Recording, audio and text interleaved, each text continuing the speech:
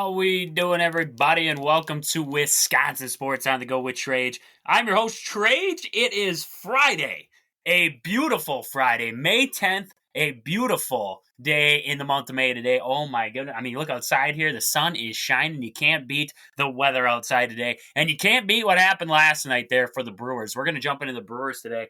Talk a little bit about what we saw last night there, what's to come here of the weekend, look a little bit around the league, see where everybody's at, who they got coming up, what the schedule looks like this weekend for the MLB, and then look at the NBA playoffs a little bit. Talk about the NBA playoffs, what we've seen so far, who's left, and what's going on there. I haven't talked about it a lot since the Bucks are out, but hey, I want to jump into it today. I want to jump into it and see what's going on over there. So right away, I want to look at the Brewers. Jump right into them Brewers. They got a massive win last night over the Cardinals there. That was a big win. 7-1 was the final in that one. You know, heading into that game, I mean, it's not like there's a lot of build-up for games, right? Or anything. I mean, it's regular season, May. I mean, not a lot of build-up, but, you know, I'm watching, I believe it was I don't know what it was. I was at my grandma's house. You know, you get over to grandma's house, she flips on the sports channel for you. I didn't know what it was. Some betting channel, I guess, is what she was watching. I don't know if she's dealing with some gambling right now or what's going on. But she turns it on there, and they were talking about the Brewers and Cardinals game, and they were talking about Sonny Gray, and they said, you know, I'd be surprised if Sonny Gray does not, you know, his betting line was plus 1.5. 4 runs against him there. And the guy said, you know, I wouldn't be surprised if he goes under, right? I mean, you're talking about a guy who rarely gives up the home run ball, has pitched, I mean, pretty dang well for a team that, I mean, in the Cardinals who have struggled this year, he has been a bright spot in them. I mean, if you look at Sonny Gray, if you take out his time there in New York, he's had a pretty darn good career. Like, if you look at his numbers across the board, it was that time in New York. I don't know what it was, if he just didn't fit the mold out there, if the atmosphere just wasn't for him. I don't know. But, I mean, you look at his time in Oakland, and then now you look at his time with the Cardinals so far here, and, I mean, he's been pitching phenomenal. And I believe, didn't he have a little stint there? I believe he had a little stint with the Twins. I believe somewhere in there. I thought so. I'm thinking about it now, and I'm like, didn't he? Yeah, 2022 and 2023 he was with the Twins there. And I mean, you're talking about a guy in that area who had a 3 and a 2.79 ERA with the Twins there. So not bad at all. You look at his time in Cincinnati. I mean, for 2019 was solid, 2.87 ERA, and then 2020, that's the COVID year. I mean, his stats are stats in 2020. I mean, he played less games. You look at him that year, 5-3 with 3.7 ERA. And then in 2021, he did drop down a little bit, 7-9 with 4.19. But you look at the last 3 years, and you look at the time before that, and he has been solid.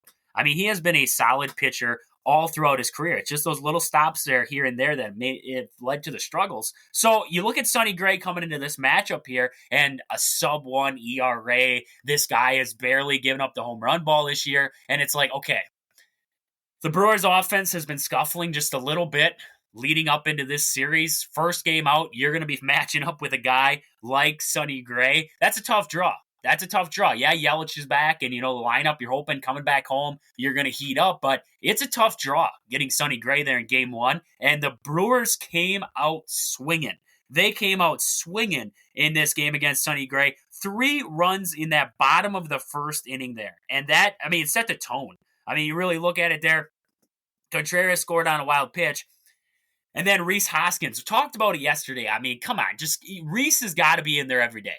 This is your power. This is your big power threat, is Reese Hoskins. Yeah, Adames will hit his, and Sanchez will hit his. You know, you're going to have guys, Yelich will hit some, Adames, you know, like I said, all them guys are going to hit some. But Hoskins is your big power threat. Keep him in the lineup. I'm this 5 spot with him too. Hoskins is your 4. That's where I stand on it. I have, you know, and I'm not, you know, everybody's going to say, oh, you're being an armchair manager. No, when I think of constructing a lineup, I think of Hoskins is my number 4 guy. He's my power threat. He's my big bopper in the middle of that lineup there. Yeah, you know, you can see guys like that in the 5 hole. I'm not saying you can't, but I'm just saying Hoskins, I would not be opposed to just seeing him in the cleanup spot every single day. Whether it's a lefty or a righty on the mound, whether he's at first or he's at DH, I would love to see him at the 4 spot in that lineup. So, I mean, get back into it. Hoskins, he goes deep. 8th home run on the year here. A big bomb to right center there. Yelich came in to score on that one. And then in the second, Bowers goes right with it. Bowers hits a home run there in that second inning. And then Joey Ortiz. I mean, this guy coming over from the Orioles hadn't hit a home run yet in the MLB. He's now got 3 of them. I mean, this guy has got the pop in his bat. He's got a pretty all the way around a pretty darn good bat, contact-wise, power-wise, as we're seeing now. And then you look at his defense. Though he has had some troubling errors this year throwing it, I mean, this is still a good defender in Joey Ortiz. I mean, I was talking to a guy, he's out in Pennsylvania there, and he likes the Phillies, but he also likes the Orioles there. And we were talking about it there when the trade happened with Burns and everything like that. And he said, flat out, he said, Ortiz is a good defender. He said, I just don't know what you're going to get with his bat. If this is the bat that we're getting, I can live with it. This is a solid bat. And if the glove comes around to what it's supposed to be, I mean, all the way around going to be a fantastic infielder for the Brewers there. A solid piece. Not over the top great, not going to be like, a Gold Glove, or he might be, I mean, you never know, Gold Glove, but I'm not asking for MVPs out of Joey Ortiz. Would that be great? Yeah. But I'm saying I want a guy who's going to hit me 260, 270, who's going to give me a little bit of pop here and there, who's going to play a solid infield position for me. That's what he's doing for me right now. So solid all the way around. Joey Ortiz goes deep. And then Yelich, I mean, he had the RBI triple there in that 5th inning, and then Contreras had a single in the 7th that brought in Turang. So solid night. I mean, all the way around. For a guy, like I said, in Sonny Gray that doesn't give up the long ball, to see him give up multiple to this Brewers team was something. That was something. Did not expect it. Did not expect it going into this one. So just looking at the lineup, I want to look down the lineup and see kind of what was going on in this opening game against Cardinals. So Bryce Turang did struggle a little bit. I mean, you're going to have games like that, right? 1 for 4 in that leadoff spot there. Got on late, and Contreras knocked him in there. Solid day out of Turang. Contreras, 3 for 4 in this one. 2 runs scored, an RBI there. Christian Yelich, 3 for 4 right behind him there with a run scored and an RBI. So solid days out of your 2 and 3 hitter in the lineup. Willy Adames, 0 for 3 in this one. 2 strikeouts, did draw a walk. Reese Hoskins, 1 for 4 in this one. 2 RBIs and a run scored. You look down the lineup there, Frelick 0 for 3, Sanchez 0 for 4, Bowers did go 1 for 4, and then Ortiz went 1 for 4 in this one, both of them with solo home runs there. So, I mean, you look at the averages there, Contreras, he's sitting 340 again. Yelich back up to 333. Struggled in his first game back. Second game back, he gets the average right back where it was. He says, I kind of liked it at that 333 spot. I'm going to get her back there. So solid day out of him there. Adames sitting at that 252 mark right now. Frelick, 244. And then looking down, Joey Ortiz, 267. Bryce Turang, 314. So solid. I mean, you look at the top of that order right now for the Brewers. Turang, Contreras, Yelich. 314, 340, 333. It's hard to beat that. You can't complain too much about that top of the order right now, average-wise. And just kind of seeing where it goes from here. They're not going to... The odds of them staying at 314, 340, and 333 the rest of the way, that's pretty slim. But, I mean, just the way that it started. That is trending in the right direction of good things coming forward here. So, good stuff there in the lineup. Brewers in this one. 2 for 10 with runners in scoring position. They left 5 on base there. But, I mean, that's a pretty solid game if you ask me with runners on base there. 5 left on base. I mean, we've seen games. Remember last year, Diamondbacks game 16? I think there's like 16 guys left on base there, 16 runners on base, and they didn't push across the run. So, this is trending in the right direction, especially against a very good pitcher, like I've been saying, in Sonny Gray. I can't stress that enough, seeing how well this Brewers team did play. Some of their bigger bats did produce against a guy like Sonny Gray in this game. Looking over at the pitching for the Brewers, Tobias Myers pitched one of his better games so far. He did run into some trouble late, but pitched one of his better games. 4 innings, 3 hits, 1 earned run that was on a home run. The home run ball is going to constantly be his problem because he does have the tendency to leave that fastball over the plate. He's a big fastball guy. He tends to leave that thing over the plate a little bit, and it runs him into trouble. So, I mean, solid day out of Tobias Myers. Don't get me wrong. He ran into that trouble late, like I said, though. In that fifth inning, he ended up loading the bases there with nobody out. And then Jared Koenig comes into this ball game, and I mean, 2 innings, 1 hit, 2 strikeouts, gets out of the jam, nothing further. That was a dominant, solid relief presence from Koenig there. Bam, bam, bam. 3 outs in a row. Got out of the inning for the Brewers there, and then pitched another one after that. Hobie Milner for an inning there with the strikeout, and then Diego Vieira bounces back in a big way because he had struggled a little bit there, giving up at least like a run per outing. In this one, solid. 2 innings, 2 hits, 3 strikeouts in this one. Can't beat the outing from Thiago there coming out of the bullpen in relief there late. I know you got that big lead, but sometimes it's harder to pitch with the big lead, right? Because you come into a game big lead, it's not as pressured of a situation, right? But that sometimes adds to the problems. That sometimes makes for more of a struggle. You feel like you have more room and the ability to work differently in that outing versus if it's a tight ball game. So sometimes, that can lead to problems, but in this one, Thiago does his job and gets out of it there. So with that, I mean, solid day at the ballpark, opening of this series here against the Cardinals back at home. You wanted to see it. You had to see it in this one, and we did. So Brewers win 7-1 in that one. I want to talk about the game coming up tonight here against the Cardinals. But first, I want to look at a couple of the sponsors of the show here first. First, Game Day Supply in Alaska. Do you have a sports club or team? Are you looking for some sweet custom uniforms or apparel? Check out the awesome crew at Game Day Supply in Alaska to help your team get the sweetest gear. Find them on Facebook at Game Day Supply or online at GameDaySupply.net. Also, your hometown team, Century 21 Gold Key Realty. Call Peggy Sue or Anna to find your dream home or if you're looking to sell. Find them on Facebook at your hometown team, Century 21 Gold Key Realty, or stop in and see them at their location in Marshfield.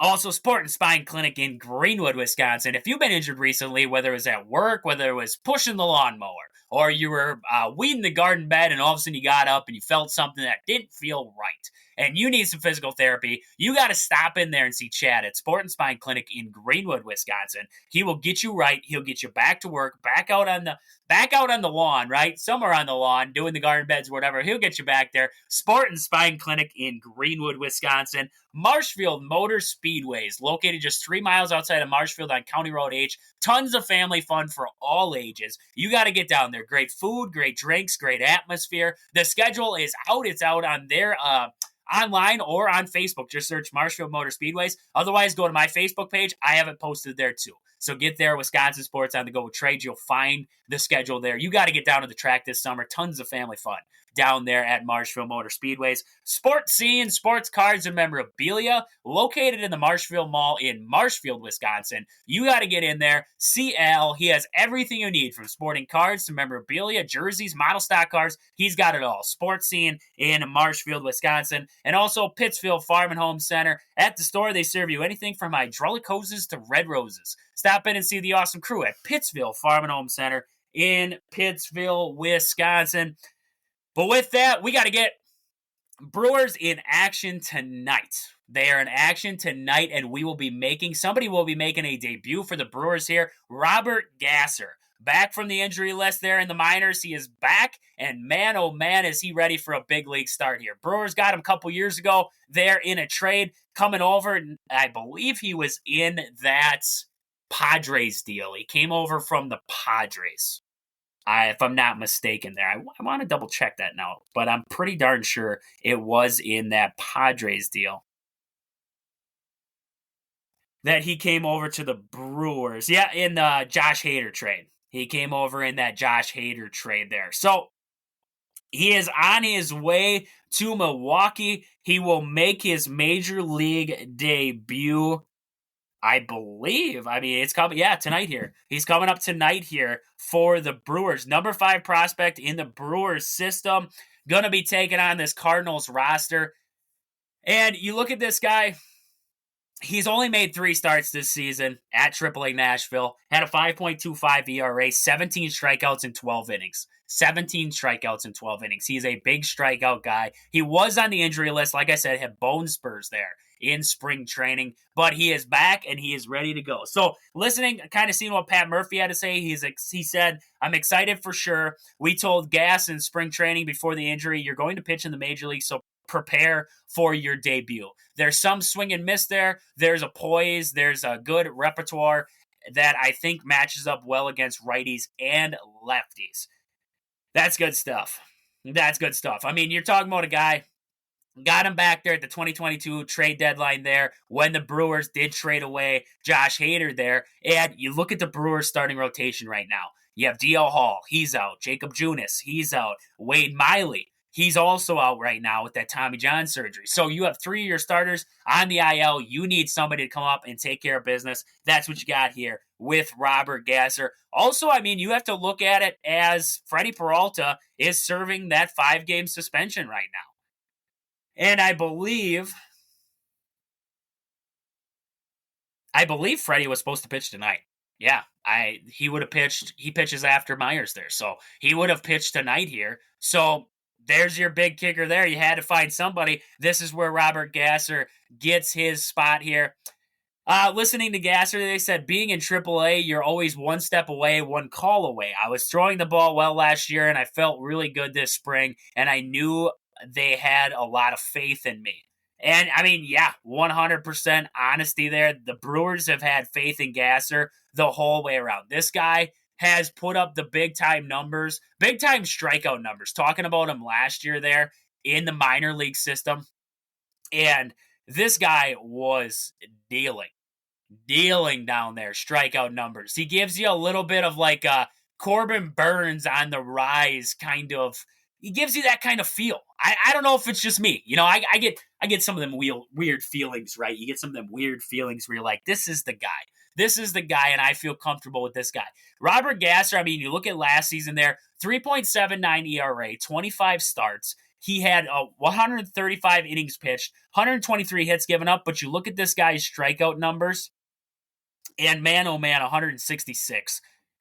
166 strikeouts last season there for Robert Gasser. 166. You look a year before that, 172 there in his in the minors. He in 2022 he was with 3 different teams. Started on high A, ended up at double A there, and then ended up in triple A at the end of the season there. The ERA has always been a little bit on the higher end, I guess you could say, for Gasser. Not a big home run. You know, he doesn't give up a lot of home runs. You look at his starts there in 2023, 12 home runs there in 25 starts. I mean, you give and take right there, right? Not a huge home run guy there, or giving up the long ball for Gasser. You look back in 2022, and actually his biggest, the runs came against him there in high A. After that, you look at his double A stints there. He had 4 starts there in 20 innings, and I mean, nothing much across on him there. He gave up 5 earned runs in total in double A Biloxi, and then looking at his Nashville stats, he gave up 13 in 26 innings. So, I mean, he's going to give up a few, right? But the high strikeout rate, you hope that translates over to the big league level, and you're hoping he finds that same success with the strikeouts at the big league level. I mean, you're talking about a young guy right now who, like Murphy said, is poised. You know, he's got that tenacity to him that this guy is going to come up and he's going to challenge guys. He's a challenge guy. You know, he's not going to shy away from a challenge in a game. Nolan Arenado or whoever it is, he's not going to shy away from that challenge. He's going to step up and he's going to try to give you or pitch his best game in those outings there. And that's the kind of thing you need from a young pitcher. He's got the cojones to walk out there and be like, you know, you might be a 5-time or 7-time All-Pro or MVP, whatever you want to say, you know, batting titles, whatever you want to call it, and he's going to walk out there and he's going to give you his best stuff. That's the kind of guy Robert Gasser is. That's the kind of guy you can fall in love with if you are a Brewer fan there. It gives you a lot of that mentality of what Burns had and what Woodruff has for the Brewers there, is that just the toughness. And that is Robert Gasser 2.0 right there. So, I mean, not a lot to go off of here in the 2024 season simply because he was out for a long period of time there. But you can't, you can't deny this guy has got some dynamite stuff. He's going to be able, he's got some dynamite breaking stuff. The fastball it's a lively fastball there, and this guy is going to be able to get after hitters.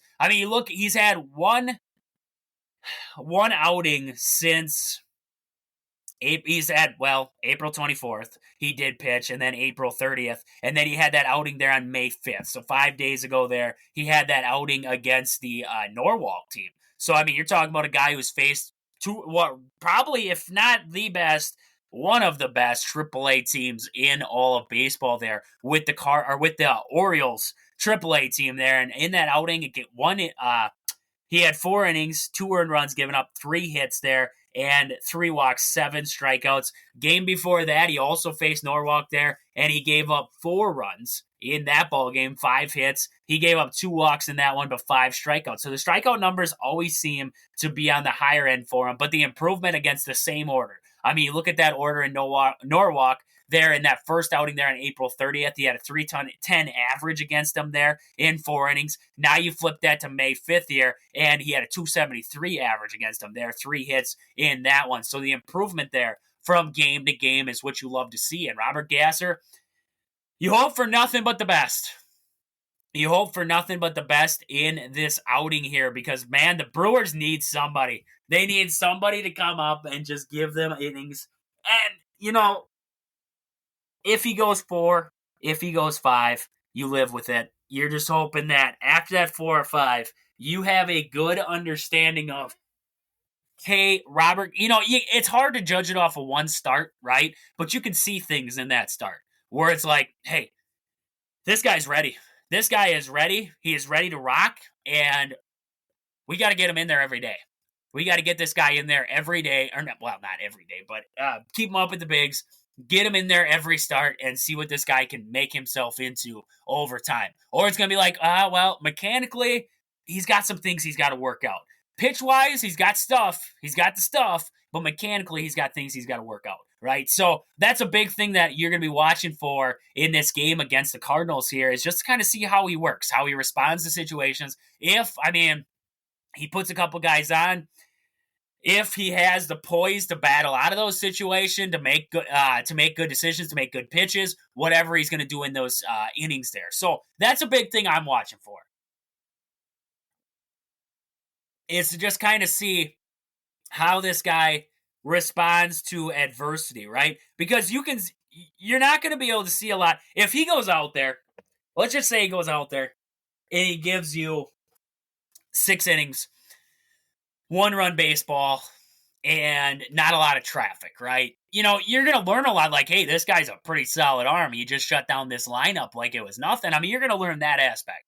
But what I always say is I learn a lot more, we'll just use the bullpen, for example. When you watch guys out there, how do they respond in situations where they come in with 2 guys on already, right? Because that's tough. That's tough. Walking in like Jared Koenig did yesterday. Walking in with bases loaded, nobody out against Nootbaar and Arenado and Burleson, right? You had a pretty beefy part of the lineup coming up there, and you got out of it.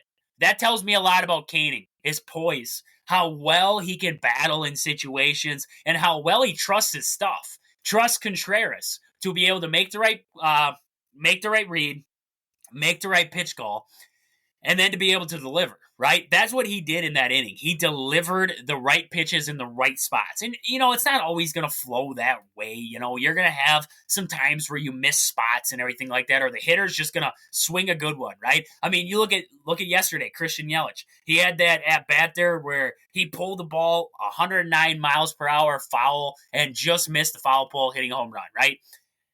Next pitch, makes, not solid contact, right? Gets it up on the hands a little bit, but is able to drive it down the right field line, right? Made a good pitch, but the hitter just made a good swing, put a good swing on the baseball, and was able to just make something happen. So you can't say, some guys aren't going to be able to do that. But you look at Koenig in that appearance there. Made the pitches to get himself out of it. That's what I want to see a little bit out of these young guys, is when they do face that adversity, when they get into trouble. Can they get themselves out of it? Or are they always going to bank on, we're going to pull me and we're going to put in somebody in the bullpen and they'll take care of it, right? That's what separates the great pitchers from the good pitchers from the average pitchers, and the average pitchers from the downright terrible pitchers, is the ability of the great pitchers to, if they get into trouble, they can get themselves out of it. Even the good pitchers. The average pitchers, yeah, they're going to sometimes, right? Sometimes it's going to be a struggle. Sometimes, bases loaded, nobody out. They're going to give up 2 runs, but they're going to get themselves out of it, right? So that's where the biggest things that I want to see out of Gasser here, and it's the big things that I want to see out of Tobias Myers yet, is his ability that, yesterday, the bases loaded, nobody out in the 5th inning, they were able to pull him there. But let's just say the Brewers have a day before where Joe Ross pitches before him. Let's just say Joe Ross gets lit up, right? Early on, don't want to say it, knock on wood there, but let's just say he gets lit up day before, right? And the bullpen gets taxed. Well, now we don't have the arms down there to say, hey, it's only the 3rd inning here. You got bases loaded, nobody out. We're going to pull you, right?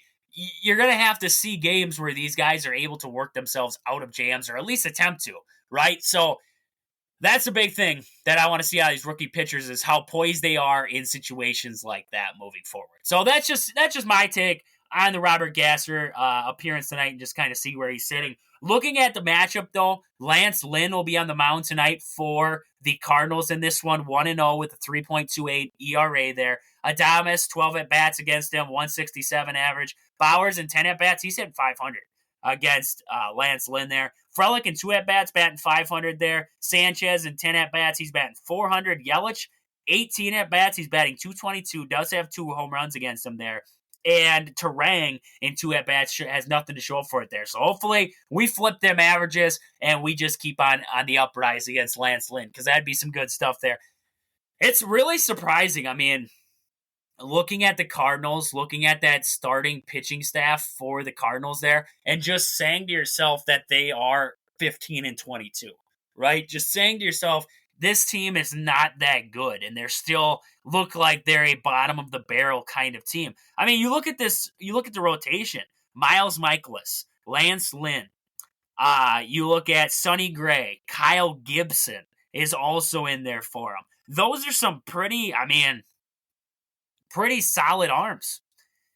Some guys that you expect good stuff out of there. It's just a lineup for the Cardinals. I mean, you're talking about Kyle Gibson, 3.68 ERA. We saw Sonny Gray last night. The ERA is up in the 2s now, but still nothing to shake your head at there. Lance Lynn was around 3. Miles Michaelis, right now, he's at a 6 ERA, but you expect him to most likely work that thing down a little bit there moving forward. But, like I said, you look over at the hitting-wise for this Cardinals team. Highest average right now is Nolan Arenado, 286, and then Contreras, who is out now. That's a big loss for the Cardinals. And then after that, it just drops off the table. Goldschmidt batting 195. Wins batting 265. Donovan, 217. Nolan Gorman, 172 right now. Just all the way around a struggle for this Cardinals team to be able to produce runs right now. Lars Nootbaar, 184. We're talking about a guy, Lars Nootbaar, who at one point they were talking about was going to be the next big thing.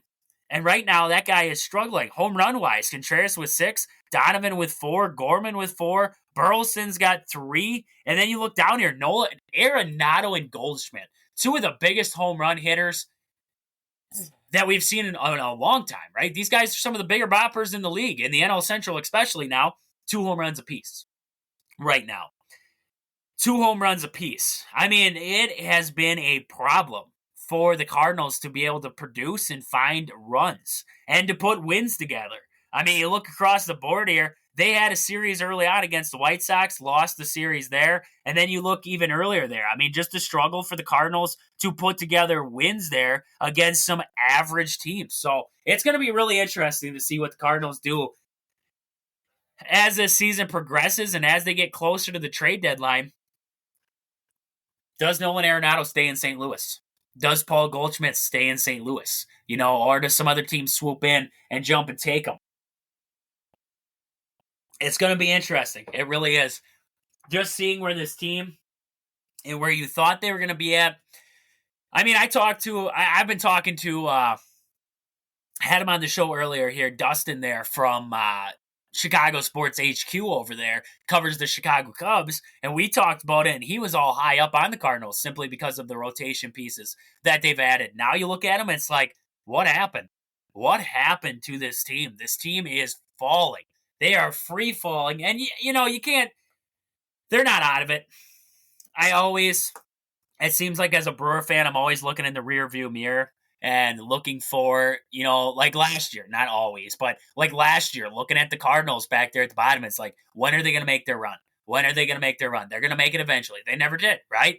And it's just, you're always looking for the Cardinals to make that run, and so far, haven't been able to figure it out. So, going to be interesting to see what happens here looking at this Cardinals team and where they are trending so far. So with that, Brewers Cardinals 7:10 start tonight, coming up from American Family Field. That'll be on, if you're watching it on the TV, Bally Sports Wisconsin. If you have it on the radio, WTMJ 620, or you can find it, like I said, Brewers Radio Network there. So with that, I want to look over at the NBA playoffs here real quick and just kind of see where everybody's sitting. We ran a little bit long there. I didn't expect to talk Brewers for that long, but once you get going on them Brewers, it's hard to stop. So I want to get into the NBA playoffs here. Look what we've saw so far. So with the Celtics and Cavaliers series, it was a flip the script game 1 to game 2. Game 1, Celtics win that one 120-95. Game 2, the Cavs came back and they won that one 118-94 there against the Celtics. Donovan Mitchell doing Donovan Mitchell things. Second half, he had 29 points there in the second half that led to the Cavs tying that series at 1 apiece. Next up, they'll be traveling to Cleveland. That'll be on Saturday. Game 3 will be tomorrow there on ABC, 7:30 start for that one. And then on Monday, they'll play in Cleveland also before traveling back to Boston for Game 5 there. So good stuff happening there at the top. This is a series that I was hoping for. And the other Eastern Conference series there, the Knicks, the number 2 Knicks taking on the Pacers. And, well, the Knicks have controlled games 1 and 2 so far with limited help right now. They've had a ton of injuries. We saw Anunoby go down there for the Knicks in game, I believe that was in game 2 there. But Knicks pull it out. Game 1, 4-point win there, 121-117. And in game 2, they took that one 130-121. And Jalen Brunson has been balling.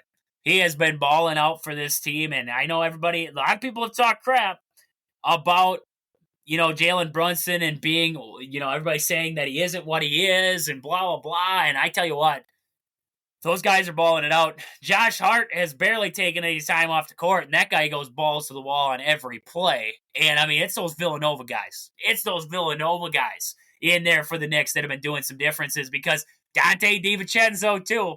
He's been balling out for the Knicks. I hated when the Bucks got rid of Dante DiVincenzo. That's all I know. But Knicks, Pacers. Knicks lead the series there, 2-0. They'll play tonight here. That'll be in Indiana for that one, 6 o'clock start for that one on ESPN. So good game there coming up in the Eastern Conference. Looking over at the Western Conference now, we have the Oklahoma City Thunder taking on the Dallas Mavericks. That series is tied 1 game apiece right now. Thunder, they took game 1, 117-95 there. And then in game 2, the Mavericks bounced back, 119-110 finish there.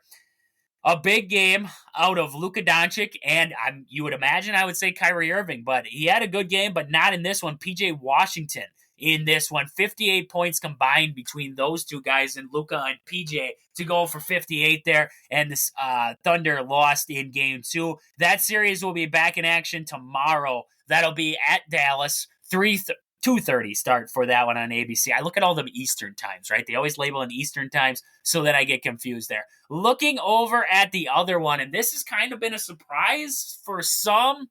For some, it's like, yeah, we kind of saw this coming with how good the Timberwolves have been playing. Timberwolves lead the series in that Western Conference 2-0. And looking at that series, dominating fashion. In game 2, game 1 a little bit closer, 106-99. Game 2, 106-80. They were just all over Jamal Murray and everyone else in that series there. So, do we expect the Nuggets to come back? I think they're going to win a couple here. But Timberwolves have been playing some fantastic ball, and they were doing it without Rudy Gobert, one of their better defenders on that team. You're talking about a defensive player of the year guy in Rudy Gobert, and they're doing it without him. So he's back, though. Kids out, kids healthy, right? He had a kid there, and kids out, kids healthy. So he's back in action here for the Timberwolves moving forward. They'll play tonight here. That'll be a 8:30 start for that one on ESPN, and then Sunday will be the next matchup there. Both those games in Minnesota now. So they go to Mile High. They take on, well, not Mile High, but they go and take on the Nuggets in the Mile High City there. And they mop them in 2 games. Now you go back to Minnesota, and now the Nuggets have to try to steal a game on the road. Can they do it, right? I mean, you watch the T-Wolves. They stole 2 games on the road there to start the series. Can they bounce back? Can they bounce back in game 3 here? Can the Nuggets bounce back? So we have the Nuggets, and I believe it was that Knicks-Pacers series. That'll be tipping off tonight here. And then tomorrow, we will see the Celtics and the Cavs squaring off, also the Oklahoma City Thunder and the Dallas Mavericks. So with that, that's about all I got for today. That's about all I got. We got a lot of Brewers matchups coming up this weekend here. Like I said, Gasser and Lynn tonight. We're going to see the matchup of Freddie. Is Freddie Peralta back? Yeah, Freddie Peralta should be back this weekend here against the Cardinals. So he will have the 11th, and then looking at that Sunday matchup, Bryce Wilson will have the ball for the Brewers in that one. No matchup yet from the Cardinals, who will be pitching in that game. So with that, this has been Wisconsin Sports on the Go with Trage. I hope you guys enjoy your weekend. I mean, it's going to be a fantastic weekend. Weather looks like it's going to be nice. Should be a great weekend there. So with that, this has been Wisconsin Sports on the Go with Trage. Thank you guys for listening. I will catch you guys back here on Monday. But until then, deuces.